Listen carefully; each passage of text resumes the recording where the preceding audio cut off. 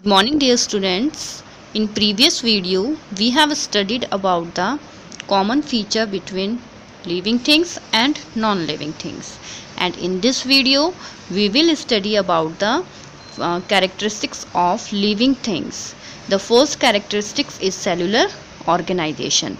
So in this video we will study about cellular organization. First of all, I want to give information about the what are the characteristics of living things. So there are many characteristics of living things. First is cellular organization, second growth, third reproduction, fourth lifespan, fifth movement and locomotion, 6 response to stimuli, 7th nutrition, and 8th is respiration, 9th excretion.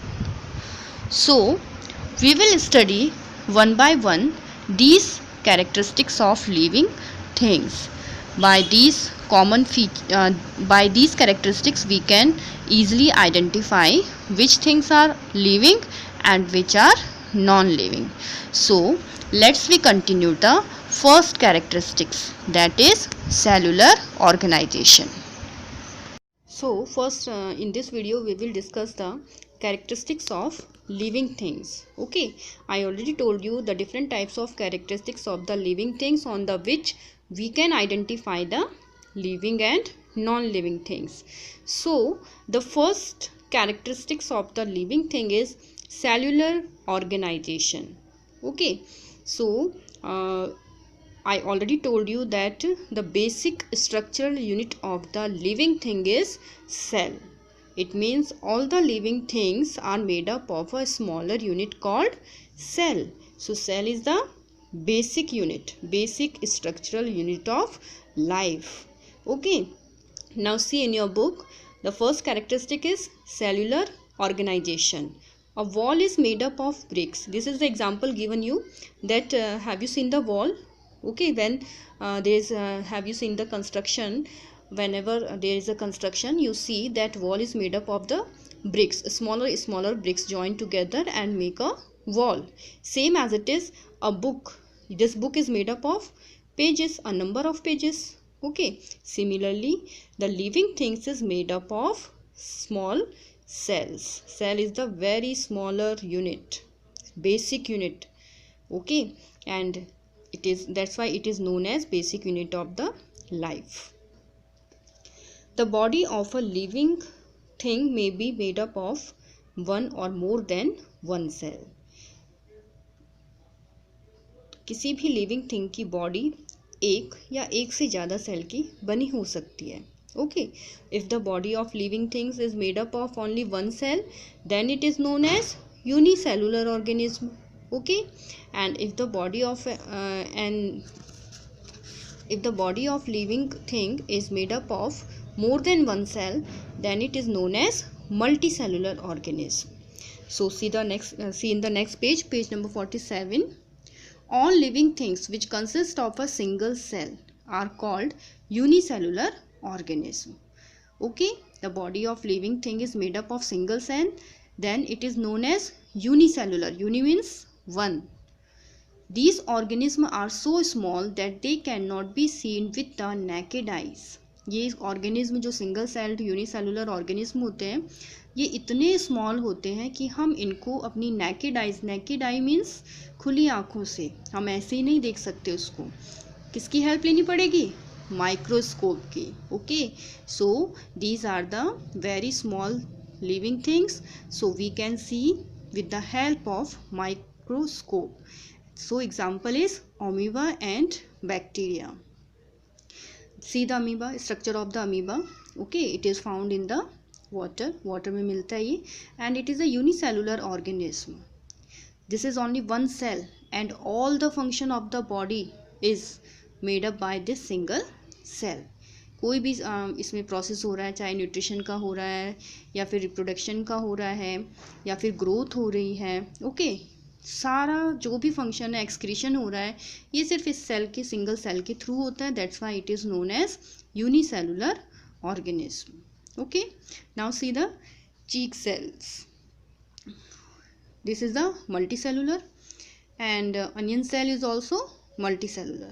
Okay, this is animal cell and onion cell is plant cell. Now the body of most living thing is composed of many cell.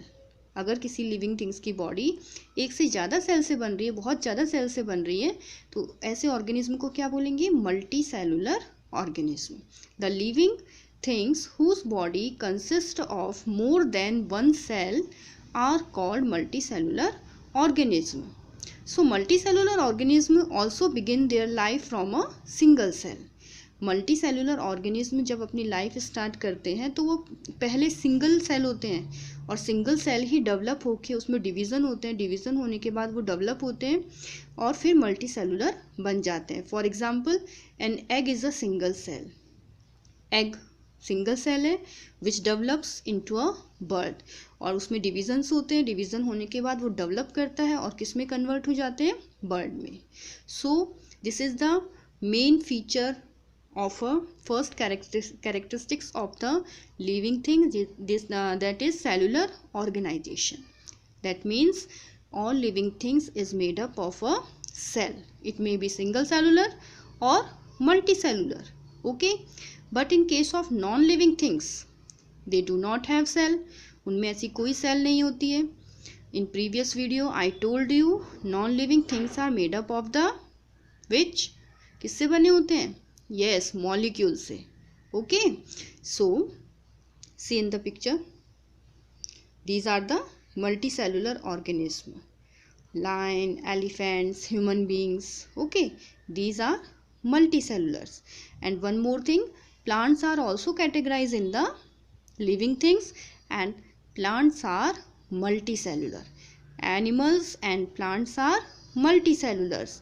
And the example of the unicellular organism is amoeba and bacteria.